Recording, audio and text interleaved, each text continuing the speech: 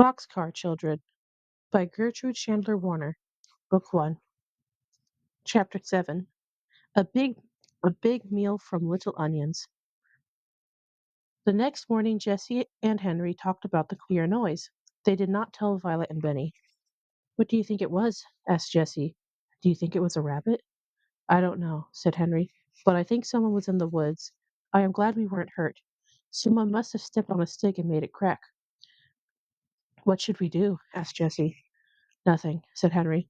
Watch is a good watchdog. He loves us now, and if anyone tried to hurt us, Watch would take care of us.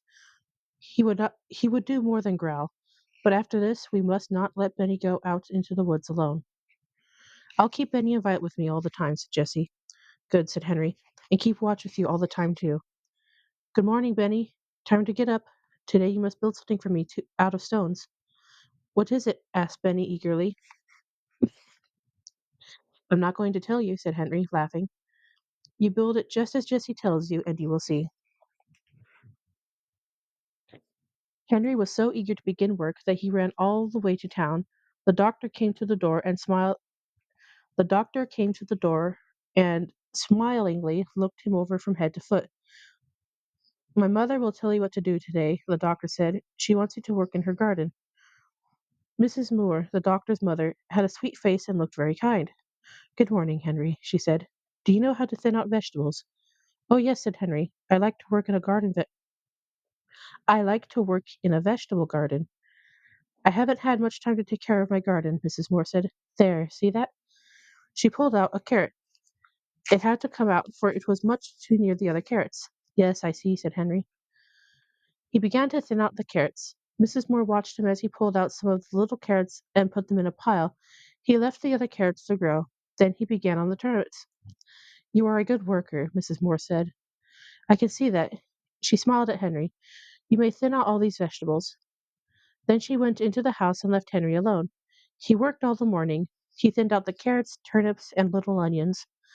The mill the mill bell rang the mill bells rang at noon, but Henry did not hear them. He still worked on in the hot sun. Then he saw Mrs. Moore looking at him. You have worked long enough now, she said. You may come again this afternoon. What shall I do with the vegetables I pulled up? Henry asked. Oh, I don't want them, said Mrs. Moore. Just leave them in a pile. Do you mind if I take them? Asked Henry. No, indeed. Do you have chickens? Then, without waiting for an answer, she went right on. You have done good work. Here is $1. He said thank you, and was glad he did not have to answer about the chickens. When Mrs. Moore went into the house, he took some of the little carrots and turnips and onions. If he had looked up, he would have seen Mrs. Moore in the window watching him, but he did not look up. He was too eager to get to the store and order some meat.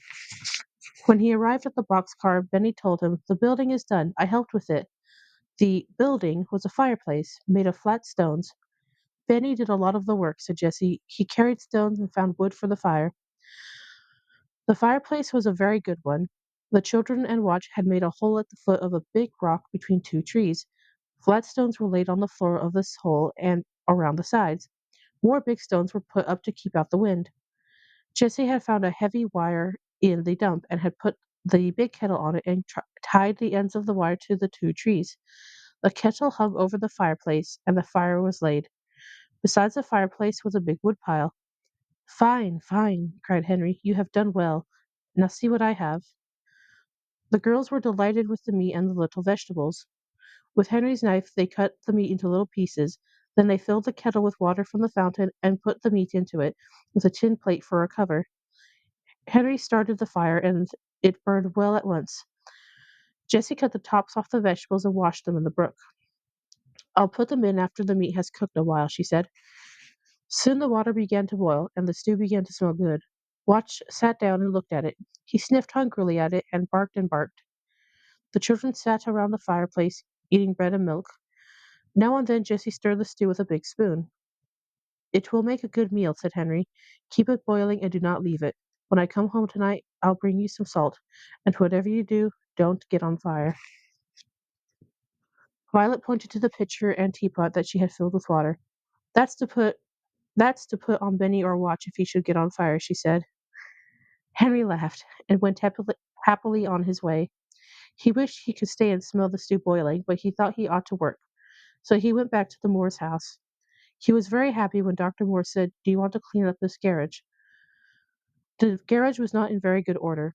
Dr. Moore laughed when he saw Henry look around for a broom. "I must go out now," said Dr. Moore. "You just clean this place up." Henry began at once. First, he opened all the boxes. On the biggest box, he painted the word tools with a long handled brush and a can of paint he had found. On another box, he painted nails. Then he picked over the things and put the tools in the toolbox and the nails in the nail box. This was fun for Henry because he liked to get things in order. Henry found a lot of nails that were bent and covered with rust. He put them in his pocket. I'll ask the doctors I'll ask the doctor for these bent nails, he said to himself. They are no good to him, but they are fine for me. I can use every old nail I can use every old nail I get. Then he washed the floor and washed his paintbrush. When Dr. Moore came home, he found Henry putting brushes, paint cans, and other things on the shelf. My, he cried. He looked at the garage and laughed and laughed. He laughed until his mother came out to see what he was laughing at. Look, mother, he said. Look at those tools. Look at the shelf. Look at my hammers. 1, 2, 3, 4 hammers. Your hammer, my hammer, and 2 other hammers. They were all lost. Can you use a hammer, Henry? Yes, indeed I can, cried Henry. Take one, said Dr. Moore. You found them all. Oh, thank you, said Henry. He showed the doctor the bent nails and was told that he could have those too. He could hardly wait now to start home because he was so eager to show Benny and his sisters his new hammer and nails. Tomorrow will be Sunday, said Dr. Moore. Will you come again the next day? Oh, yes, replied Henry, who had lost all track of the days. The cherries must be picked, said the doctor. He looked at Henry in a queer way. We could use any number of cherry pickers if they were all as careful as you. Could you? Asked Henry eagerly. Well, I'll come. So the three said goodbye, and Henry started for home. He had another dollar, a pocket full of old nails, a hammer, and the pile of vegetables that he had left at noon. On the way home, he brought some salt. When he arrived at the box car, he began to smell a delicious smell. Onions, he shouted, running up to the kettle. I do like the smell of onions. I like the turnips best, said Violet. Jessie took off the cover carefully and stirred in the salt, and Henry sniffed the brown stew. It was boiling and boiling. A ladle, of all things, cried Henry. Where did you get it? I found a tin cup in the dump, said Jessie. We used a long stick for a handle and tied it to the cup with a piece of wire. It makes a fine ladle. She ladled out the stew into plates and bowls and put a spoon in each one. Oh, said Benny. I am so hungry. I must eat my supper. The meat was well cooked, and the vegetables were delicious. Violet passed her plate for more turnips. I'd like some more onions, said Henry. All the children ate until they could eat no more. That was the best meal I ever ate, said Jessie. Me too, said Violet. I have time. I have time tonight to make Benny's cart, remarked Henry. We'll want a cart. Will you make it with my wheels? Asked Benny. Yes, with your wheels, answered Henry. But you must cart stones in it when I get it done. Yes, said Benny. I will cart stones or rocks or anything. Tomorrow will be Sunday, and I can stay at home, Henry went on. Do you think it's all right, Jessie, to build a dam for a swimming pool on Sunday? Yes, I do, said Jessie. We are making the swimming pool so that we can keep clean. Henry began happily to hammer out the bent nails with his new hammer. Soon he had some good nails. You and I will go and find some boards, Benny, he said. Come on. Soon the boys came back with some boards from the dump. Henry sat down and began to make the cart. He could not see very well because it was getting dark and there was no moon, but at last the cart was done and he gave it to Benny. Thank you, said Benny politely. After his sisters had admired the cart, Benny pulled it around just for fun. Then Henry put it in the box car for the night. Henry said to Jessie, I hope we do not hear that queer noise tonight. I hope not too, said Jessie. Then she laughed. Look at Benny, she said. He has gone to sleep with his hand on his cart. Henry laughed too, but he laughed at himself because he was going to sleep with his new hammer under his pillow. End of chapter 7.